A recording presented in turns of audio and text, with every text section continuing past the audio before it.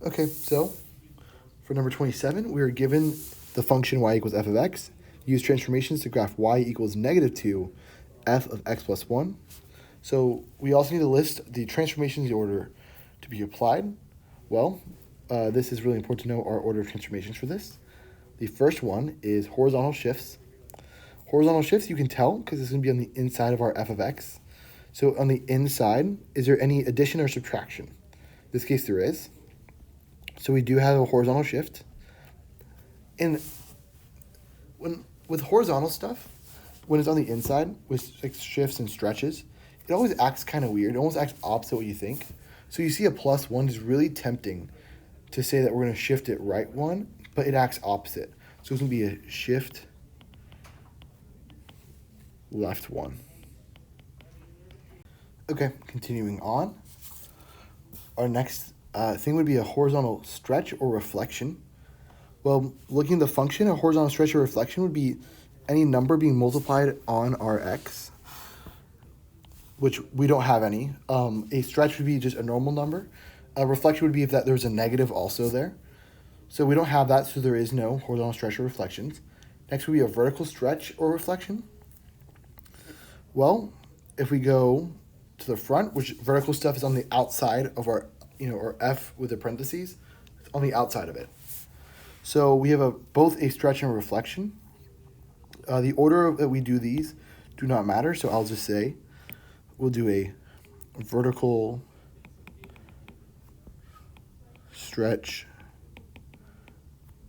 by 2, and we're going to reflect. Well, I said like vertical reflect. What I mean is if we think about it, vertical stuff is always up, down. So we're reflecting up and down. That's going to be over the x-axis. So reflect over x-axis. And what this is going to do mathematically is all your y-coordinates, the signs are going to be flipped. So if it's a positive y-coordinate, it's going to be negative.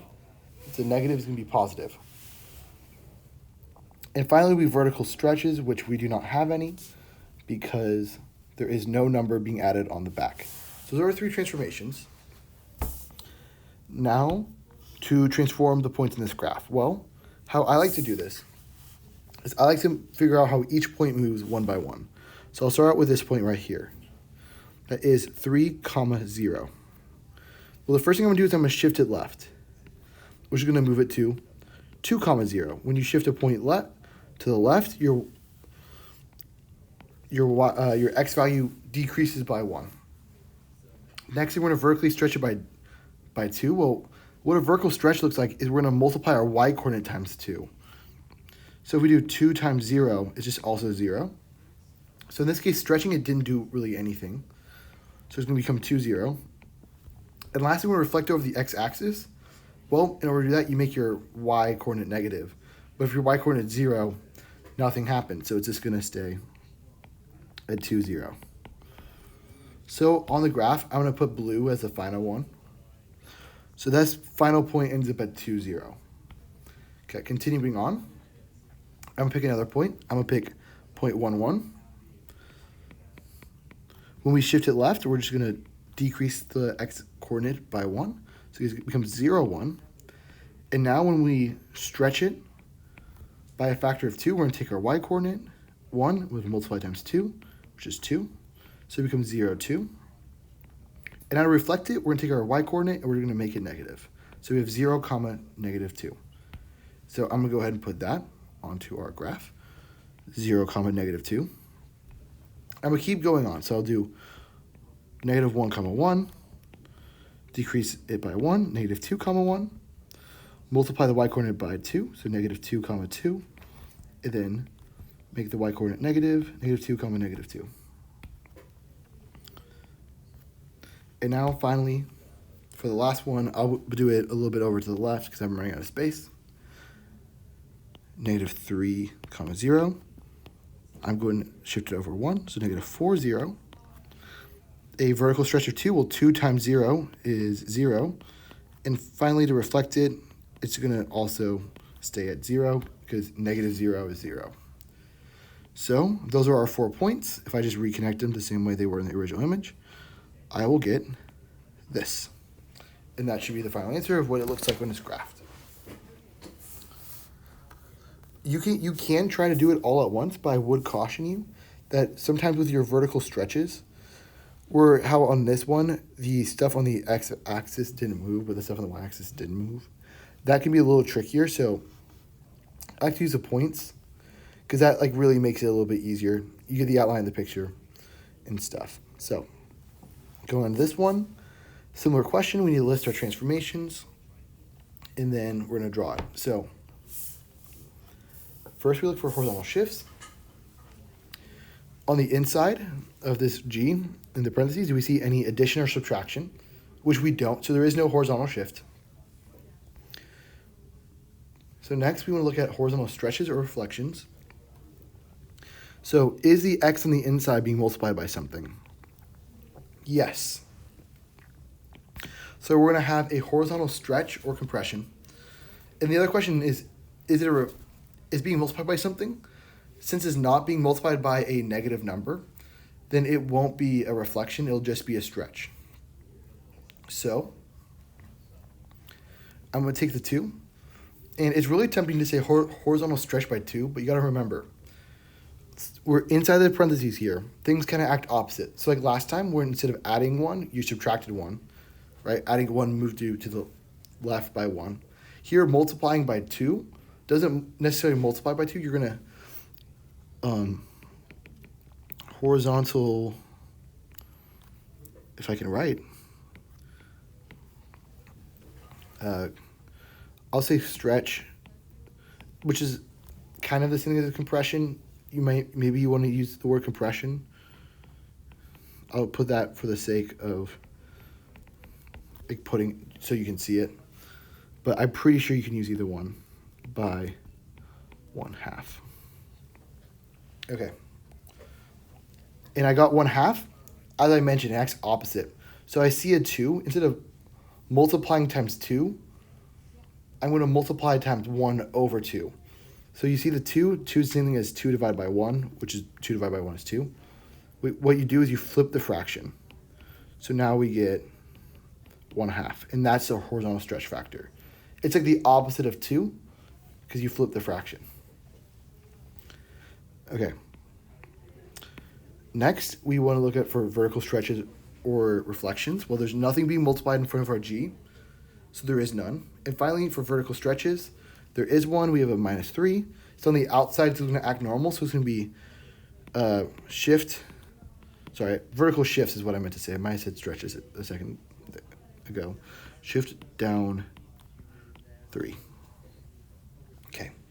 So just like last time, I'm going to take each of these points. I'm going to figure out how they get moved, and then I'm going to draw the final point. So first, we have 4, 0. So horizontal stretch by 1/2 means I'm going to multiply my x-coordinate by 1/2, or the same thing as dividing it by 2. So 4 divided by 2 is 2. Now for my next one, I'm going to shift it down 3. So when you move something down by 3, you're just going to subtract 3 from the y-coordinate. So 2, -3. So now, finally, I'm going to go ahead and put that point. So we have 2, -3. Our next one is going to be, we're going to take the point right here. This is 0, 4. When we do a stretch by 1/2, well, 1/2 times 0 is 0. And we're going to shift it down 3, so we get 0, 1. 0, 1. And lastly, we're going to do this point right here, which is -4, 0. We're going to get -2, 0. -4 divided by 2 is -2, which again, same thing as multiplying by 1/2. And now for the final one, we're going to shift it down 3. So, -2, comma, 0 minus 3 is -3. So we'll go and put that down here. And you could kind of tell it's like symmetric, just like how it was before. And boom, there we go. It shifted, it was compressed by 1/2, so it's a lot skinnier, and then it was shifted down 3. So there's that one. So this one is like the two previous ones, if you just saw those, 27, 28, where we're given the graph and we're given the function. We want to list the transformations in the order to be applied, and then we want to graph it. So our first one is going to be, that we're going to look for, we're going to see is there any horizontal shifts. Well, horizontal shift is we go on the inside, so inside this f of x. Is there any additions or subtraction? We have a -2. So the first one we have is going to be a horizontal shift. Actually, I'll just write what direction it shifts. It's on the inside, so it kind of acts opposite what you expect. So you see a -2. It's tempting to say we're going to move it to the left 2. But what really is going to happen is going to be shift, if I can write. Oh my gosh, can I write? Shift right 2. Next thing is we're going to look for horizontal stretches or reflections. Well, we're going to go on the inside. We're going to look at our x. Is there anything being multiplied on it, or is there a negative there? Answer is no, so that's not going to be there. Next, we're going to think about vertical stretches or reflections. We're going to move in front of the f. We're now outside the parentheses.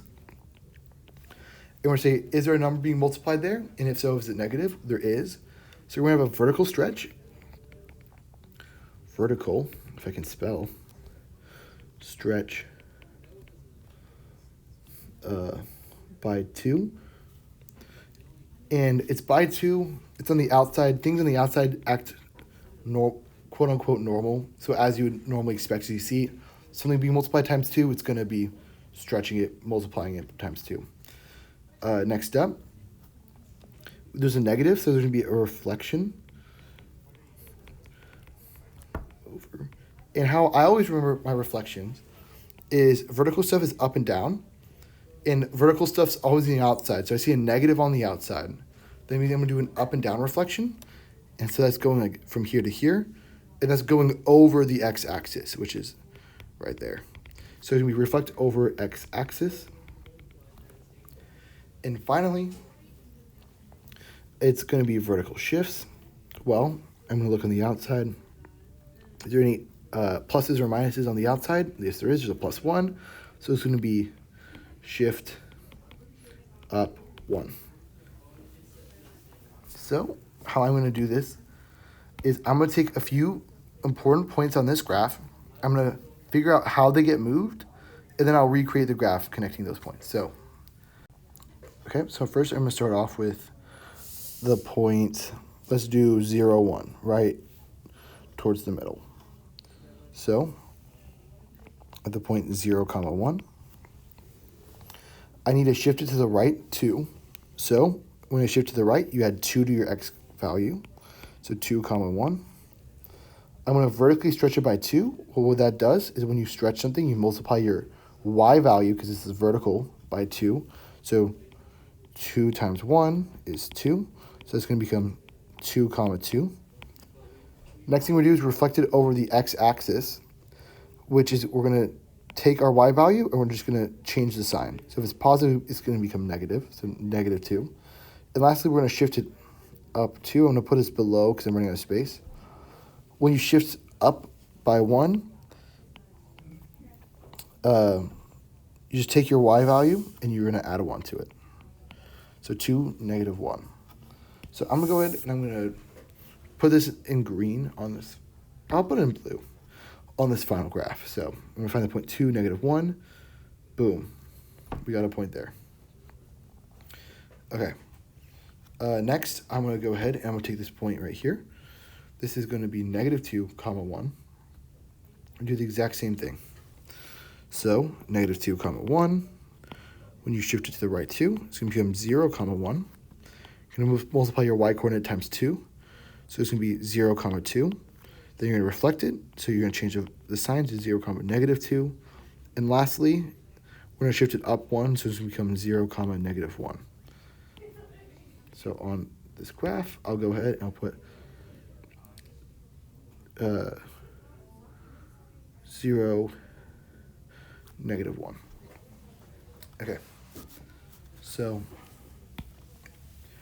Now I'm going to go and try to, if I don't stumble over my words, I'm going to try to get 2 more points just to get a better idea of how this graph is going to look. Because I know this section right here, I know how that part's going to look. But I don't know like how steep these lines are going to be. So I want to try to get, I'll get 2 points. For my 2 points, I'm going to go ahead and take this one right here and this one right here. It doesn't matter which of these, as long they're along the line. I'm going to pick these 2 because they're like a little bit closer, because I don't want to pick some of the ones on the far out because there's a chance it might go off the graph. If it does go off the graph, that's fine as long as you sketch it accordingly. The big idea here is just I need to make sure this line, I need to make sure I correctly show the steepness of what it is after the changes. So I'll start with a point 1, 2. Shift to the right 2, so you get 3, 2. I'm going to do a vertical stretch by a factor of 2, so 3, 4. And then I am going to reflect over the x-axis, so I'm going to make my y value negative. 3, 4. And lastly, I'm going to shift it up 1, so you get 3, -3. So 3, -3 is going to be down here. And I can go ahead and draw the line between these 2 because I know how all those connect. And lastly, I'm going to do the point -3, 0, shift it to the right 2, -1, 0. Vertically stretched by a factor of 2 is -1, 0, because 2 times 0 is 0. Reflect it, so make the y value negative, which -0 is same thing as 0. And lastly, shift it up 1, so we get -1, 1. And I'll go ahead and I will go ahead and draw that. And that is my graph after I do the transformations. Okay, I'm going to erase some of this because I kind of wrote on the next problem. So give me a moment. Will this erase? Why is that not erasing? There we go. Okay. Nope, okay, I just gotta erase it like that, I guess. Okay, that's good enough. I'll zoom in so I don't have to look at it. All right. Write a function based on the parent function and transformations in the given order. So we have a parent function of y equals the square root of x, and we need to shift it left 3, vertically stretch it by a factor of 4, reflect across the x-axis, shift up 5 units. So I'm going to go through. These are, first I'm going to look at this, and these are already in order. So I'm just going to go ahead and we'll do it one by one. So shift it to the left 3 units. So that means I'm going to have square root of x, and I'm going to put it on the inside because left and right stuff is always on the quote-unquote inside. And here, our inside is going to be inside the absolute value. So it's going to be with the x on the inside of the absolute value for left and right. For up and down stuff, it's going to be outside the absolute value. So it's going to be shifting left 3, and it's really tempting to put -3. But it's important to remember, whenever you have stuff on the inside, it always acts kind of opposite what you think. So shifting left 3 is really going to be adding 3. Next, we're going to do a vertical stretch by a factor of 4. Well, vertical tells me it's going to be up and down. That stuff's always on the outside. Stretches is always going to be multiplication. So I'm going to take what I had here. I'm going to put a 4 out front. It's going to be 4 times that, and that's going to be vertically stretching it. Next, I need to reflect across the x-axis. Well, if I think about what it looks like to reflect across the x-axis, it's going up and down, which is vertical. So that means the negative is going to be put on the front of whatever I'm multiplying. So in this case, the 4. So now it's going to be -4 square root of x plus 3. And lastly, I need to shift up 5 units. That's vertical. It's going to be on the outside, and it's just shifting, so it's going to be addition. So final answer is going to be -4 square root of x plus 3, and then on the outside of the square root, a plus 5. And that's the answer there.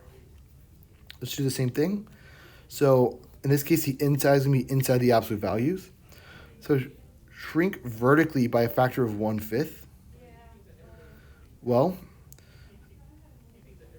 previously stretches and shrinks.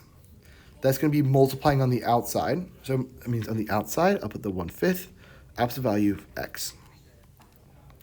And it's going to just be the 1/5 because it's going to act kind of as you expect, because vertical stuff acts exactly as you expect. So you see a factor of 1/5, you're just be multiplying it times 1/5. Now for a stretch horizontally by a factor of 2. This one's going to be a little trickier. This is going to be one that a lot of people are probably going to miss.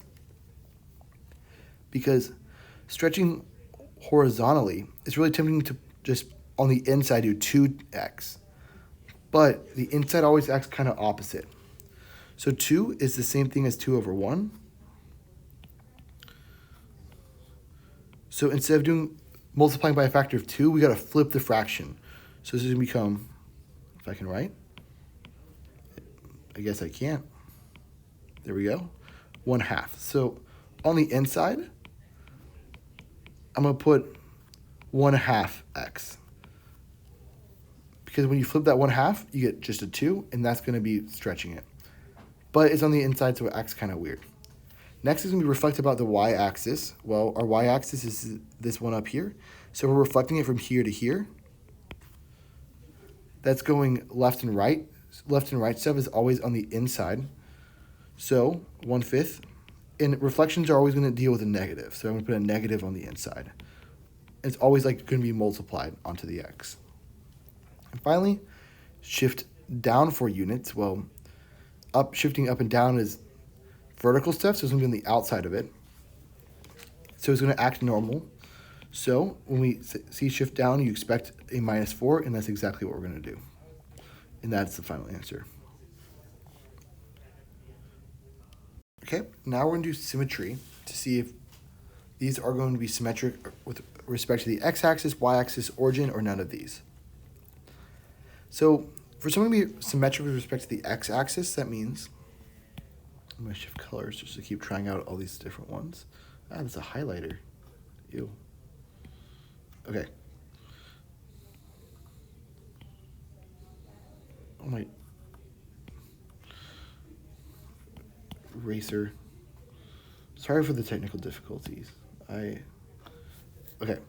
So if it's symmetric with respect to the x-axis, that means that this side is going to be mirrored on this side. They're going to be the same thing on each side of it. Which means that if I switch my y value from positive to negative, I should get the same thing. The equation should basically balance out, right? So if when I plug in negative y, if I get the same thing that I started with, then it's going to be symmetric with respect to the x-axis. So we'll start with a first. So I'll do negative. If I replace that y with a negative y, the same thing. Then it'll be symmetric with respect to the x-axis. Well, negative y is going to be negative y. This one is pretty quick to see. This one does not work. So it is not symmetric with respect to the x-axis. For the y-axis, it's going to be very similar. Instead of a negative y, we're going to try a negative x. So we're going to do y equals 3 times negative x squared plus 2. So I took just the x, I made it negative. So this simplifies to y equals 3. Negative x times negative x, the negatives would cancel, so you get positive x squared plus 2. And that's what we started with. So it's symmetric. I'm just going to put y-axis. That's what it's symmetric about. Okay, for the next one, we're going to do 2x minus y squared. First, let's check with respect to the x-axis. So that means I'm going to take my y, and I'm going to make it negative. It will see if it changed. Well, 2x minus negative y squared is just going to become y squared, and that minus is still out front, equals 3. And that's exactly what I had before. So this one's going to be symmetric across the x-axis. And finally, I will do C. Just kind of portion these off. we'll do x squared plus, I'll label these. That was actually b, and this was a. Do x squared plus 3xy equals 2. So we're going to first check it across the x-axis. So we're going to do x squared plus 3x negative y equals 2. Well, 3x times negative y is going to become minus 3xy. That's not the same. Well, let's try it again, but let's do negative x squared plus 3 negative x y equals 2. Well, negative x squared becomes x squared, which is the same as before, so that's a good sign. But 3 times negative x times y becomes minus 3xy, which is not what we started with. We need a plus 3xy, so that one didn't work. So it wasn't x-axis, it wasn't y-axis. For it to be symmetric across the origin, that means both a negative x and a negative y. So it's going to be negative x squared plus 3 negative x times negative y equals 2. Well, the negative x squared just become positive x squared plus 3. And then negative x times negative y, well, the negatives cancel. So it becomes positive. So it becomes plus 3xy equals 2. And this is what we started with. So I'll do a little erasing to give myself somewhere to answer. This is symmetric about the origin. So just to recap, x-axis is you plug in negative y, see if it stays the same. Y-axis, you do negative x. So the axis and what you plug in is swapped. And origin is negative x and negative y. And if it's not about these three, then you'd put none. But yeah, there's that. Okay, hello. Let's look at number 32. Determine algebraically if function is even, odd, or neither. Well, let's remember about even and odd functions. A function is even if this is true. F of negative x is just f of x. Kind of similarly, a function is odd if this is true. Well, a way you can see if functions are even or odd is just plug in negative x for x. So let's look at a here. So let's try this. We got negative x to the fifth plus negative x third. What does this equal? Well, this negative x to the fifth is going to be negative because it's an odd power, so that'll end us up with positive x to the fifth. Then this other one's going to be negative because it's an odd power. So, well, that is the same as negative 1 times f of x. So this fits the definition of an odd function. Now let's look at b. I'm going to do the same thing. Just plug in negative x in parentheses for x. Oops, my pen is messing up just a little bit.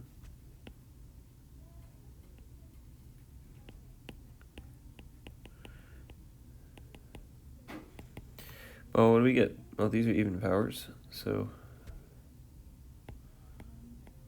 x to the fourth plus 2x squared plus 5. That's the same function.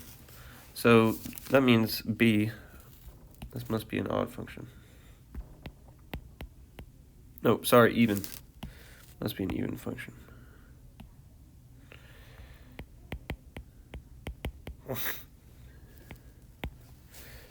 Okay, let's do the part C now. I'm going to write it up here. Got 2 negative x squared plus 5 negative x minus 3. Okay, that's 2x squared minus 5x minus 3. That is not the same as the function, but it's also not negative n of x. A negative n of x would have a negative 2x squared there. It would be negative 2x squared minus 5x plus 3.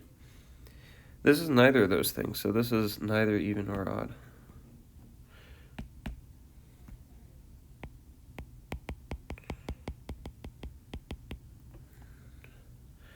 Okay.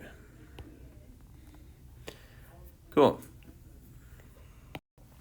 All right, 33. Evaluate this piecewise function for the given values of x. And it gives us a bunch of values. Okay, well, g of negative 4. negative 4 falls here in this range right here. So let's plug it into this function, negative 4x plus 2. Well, negative 4 times negative 4 plus 2. Well, that's 16 plus 2. This is 18. Negative 1. All right. That actually falls right here because this here on the top one, it's just less than. This is less than or equal to. Sorry, greater than or equal to. So if it's equal to negative 1, we use this one. So negative 1 squared, well, that's just 1. Of 2. Okay. Well, that still falls on that same range because you notice there it says if x is less than or equal to 2, use that one in the middle. So what's 2 squared? That's 4. 3. Well, that should fall into this last range here. Because 3 is greater than 2. So 5 plus 3, 8. Easy peasy. Alright, now we got to graph a piecewise function. So let's just think about what the graphs of the individual components look like. I'm going to sketch our graph over here.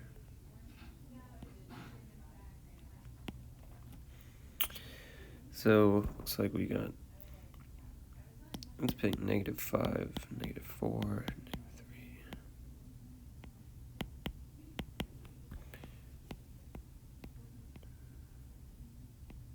negative 3. Okay, just constructing our graph here. Well, it might help to think about what each individual part of this graph looks like. Just focus on this absolute value of x. Well, you can just plot points if you're not sure what it looks like, but you might recall the absolute value of x looks like a v at the origin. So let's do that. Notice that negative 4 is included, so we'll have negative 4 and 4, because that's the point on there. Plug in negative 4 and you get back 4. Okay, well, 0, 0 is also a point. We can do one in between those two just to make sure that it is kind of like a line on the left side. Plug in negative 2, we get back 2. Or negative 3, we get back 3. So, okay, that's that part. Now, up to 2. Well, basically, I've just drawn the graph of absolute value of x, but I cut it off at 4 and 2. Sorry, negative 4 and 2. Now, if x is greater than 2, it says it looks like negative x plus 2. Okay. Well, if we plug in 2 there, we'll get 0, right? So be sure to write a hole, though, because it's just if x is greater than 2. So, all right, now what happens if we plug in 3? Negative 3 plus 2 is negative 1. What about 4? Negative 4 plus 2, negative 2. And 5, just to be sure. So, negative 5 plus 2, negative 3.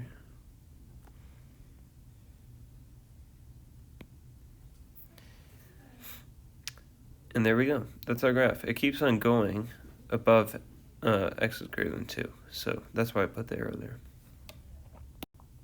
All right, now we're going to find relative maxima and minima.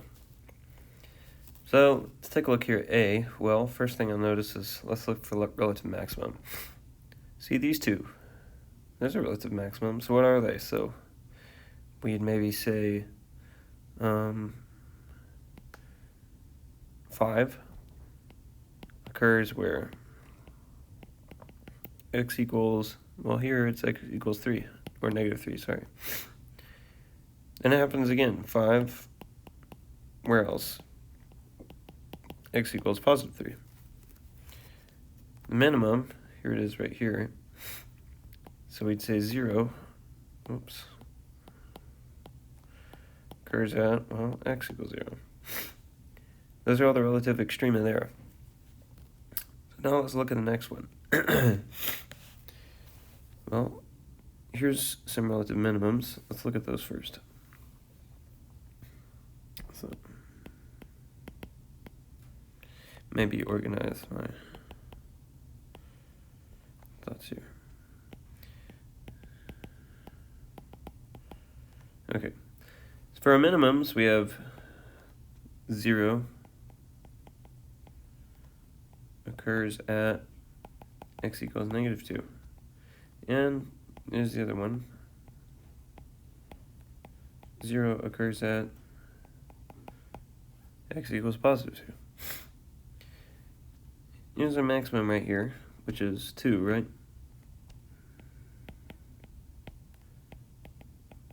X equals 0. Really, you're just looking for the x and y coordinates. Saying the y coordinate 2, it happens at x equals 0. Excuse me.